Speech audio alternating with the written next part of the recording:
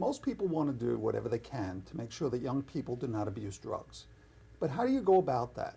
Today we're fortunate to have Pamela Mizzi, the director of the Suffolk County Prevention Resource Center, in the studio to talk about concrete suggestions for parents and communities. Pam, welcome. Thanks, Art. Maybe we could start by, you could talk about a concept in prevention that's talked about a lot, the idea of resiliency and as it relates to protective factors and risk factors.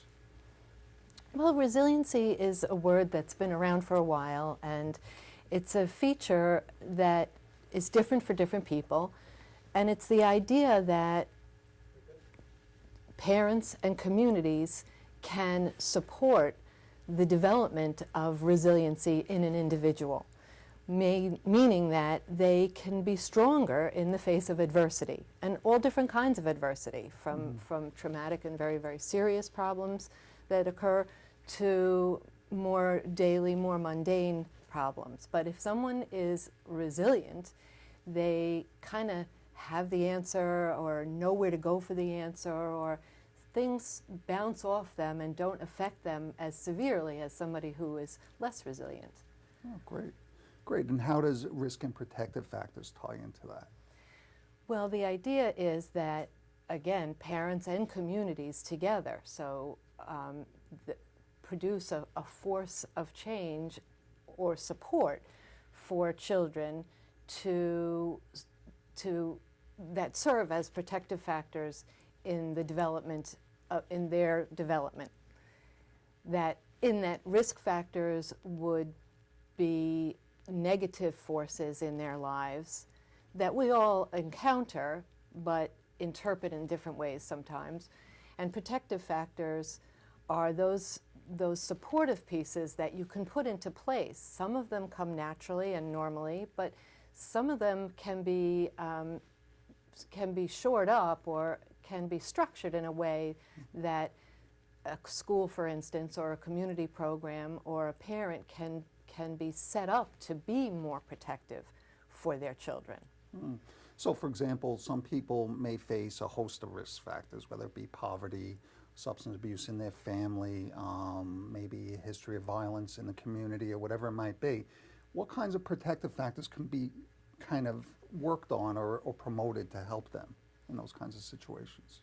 Those are good examples of risk factors. And so the protective factors would be, first, just knowledge is always a protective factor, and a good, clear understanding of the problem, so that you're not dealing with myths, you're not dealing with misinformation, you're dealing with true and correct information. That's the very bottom line.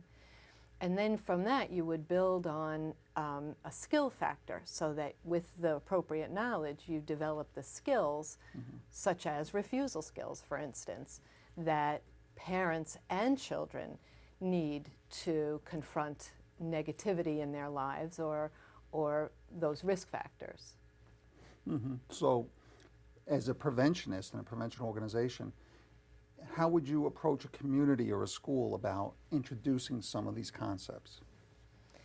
Well, every community is different, every school is different, and the community itself has to be the one to make these decisions, just the same way as a parent or co-parents make decisions about their own family.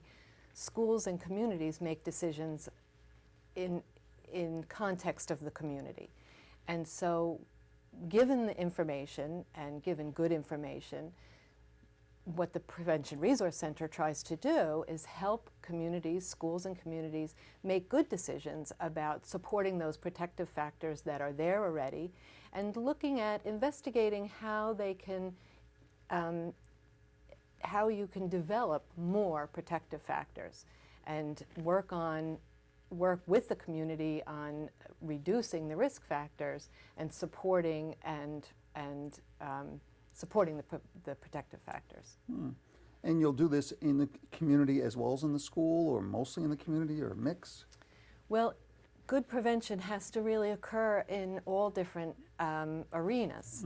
So on the small scale, within a family, you want to support protective factors. But the school is a very big part of a community. But community boundaries, sometimes schools include more, communities include more than one school. So it has to, the best way to go about it is for everybody to be on the same page and recognize the risk factors unique to that community, and also the protective factors that can be enhanced for that community. And I know years ago in prevention, there was a lot of things that were done in schools, for example, a lot of curriculum that was utilized, and it was thought that, well, it must work, the kids like it. And then they began to research and they said, well, maybe it doesn't change behavior as much as people thought. And now we've moved into a new age where there's a lot more research having been done, and there's evidence-based practices in terms of prevention. Where does that stand in your mind? What are some examples of some things that are shown to work? Well, evidence-based is also another lingo that's been thrown around quite frequently lately, but it's based on the research that's done that shows that there has been a long-lasting change. And that's the difference between a program that's just merely popular when they find out 5 and 10 and 15 years later that it really had no effect on behavior. Then you have to go back and question your effort. So that's why we try now to base programs and efforts and strategies and programs and practices on data. And so you look at a community in terms of the makeup of the community and the risk and protective factors that exist, and you select an evidence-based program that is targeted to those risk factors that are identified or targeted to those protective factors that you want to enhance. And the research shows that utilizing evidence-based practice has a positive outcome, both in the short term and the long term. That's the other piece about prevention that a lot of people don't quite grasp fully, is that it is a long-term plan, that there are short-term goals to achieve within a school year and within the developmental stages of adolescence into young adulthood. But really, when a community grasps the idea of prevention and functions within a prevention framework or a prevention mindset, you really look to those longer-term goals. And we're looking to make changes not only for ourselves and for our children, but for our children's children as well. It sounds like there are also multiple levels to the work that you do, in that you're working with the community, whether it be the Chamber of Commerce, whether it be other members of the community that are involved. You're working with schools in terms of administrators and teachers, but it also gets down to the very small level of families and each individual person almost. Right, that's right. The Prevention Resource Center does have various levels of responsibility, and we do parenting programs for parents to get up to speed and be armed with the right information and be ready to have the conversation and manage their inside of their family. But then the next step is for that effort to be replicated in many families within a community. Schools are encouraged to get involved in school surveys of substance use among the kids in the district. And there's always some school districts that don't want to do this. What are your thoughts on that? I'm sure you're approached about that as to the pros and cons of it and things like that. Well, from my perspective, that survey data is very, very important. It's important to have a baseline. It's important to know how well you're doing. It's important to decide what those risk factors really are. People make assumptions all the time about what's right and what's wrong and what's going on, but the data really is helpful to make those decisions about which evidence-based program you might need, which protective factors are in place and working well and can be enhanced, what's good about your community, as well as what needs to be addressed. So that data piece is crucial, and there are times when agencies or schools or communities would rather not share that data openly, but I think those times are past. I do think that people recognize that substance abuse issues are with us to stay, and there is an option. Schools and communities do have the ability to make changes. So with the data and the determination, you can make a change. So those surveys are very important. I think the time of burying your head in the sand is beyond us. I think we're past it. That's great to hear.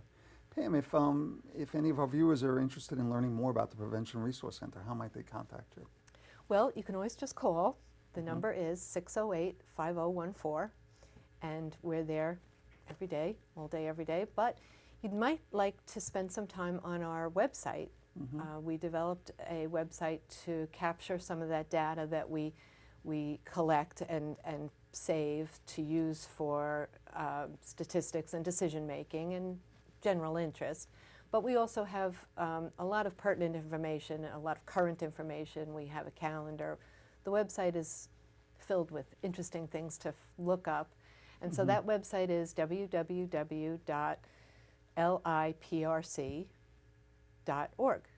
Great. Thank you very much for joining us today. Thanks so much, Art. It's good to be here. Great.